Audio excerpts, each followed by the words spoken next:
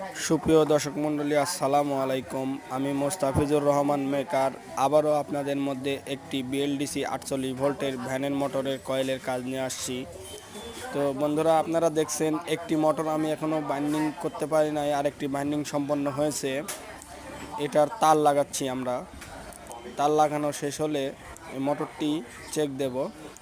আর অপর সাইডে দেখছেন বন্ধুরা, আমি আরেকটা মোটর বানতে লেগেছি, কয়েল বাইন্ডিং করছি। এখানে দুইটা মোটরের মধ্যে একটি মোটর হচ্ছে 18 স্লট আর একটি মোটর হচ্ছে 12 স্লট।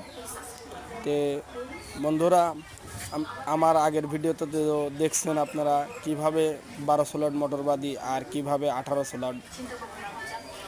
আসলে ভিডিওটা অনেক লং হয়ে যায়, এই কারণে আপনাদের মধ্যে সম্পূর্ণ কয়েলের ভিডিও ছাড়া সম্ভব হচ্ছে না। পরবর্তীতে আমি কিছু দরকারি সরঞ্জাম কিনা লাগবে, কিনে আপনাদের সম্পূর্ণ ভিডিও ছাড়বো ইনশাল্লাহ। অবশ্যই আমার এই চ্যানেলের পাশে থাকবেন এবং লাইক করবেন, কমেন্ট করবেন, শেয়ার করবেন। আর আমার কাজে কোন জায়গায় ভুল আছে অবশ্যই আপনারা জানাবেন। তো বন্ধুরা, আপনারা দেখছেন আমি একটি তার, অর্থাৎ 12 স্লটের একটি তার গ্যাস ঝালাই দিচ্ছি, অর্থাৎ এটা কমন। আর অপর সাইডে 3টা দেখবেন তাতাল দিয়ে জোড়া দেবো। গ্যাস ঝালাই শেষ হলে এবার তাতাল দিয়ে জোড়া দেবো বন্ধুরা।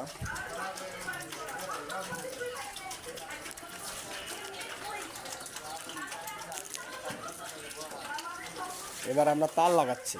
তার লাগানো হলে ঝালাই দিয়ে এই মোটরটির কাজ শেষ হবে। তারপরে অপর সাইডে 18 স্লট মোটরটি আছে, সেই মোটরের কাজটা আমরা করবো ইনশাল্লাহ। এটাতে আমাদের সাথে থাকুন, থাকুন কিভাবে আমাদের এই কাজ হয়।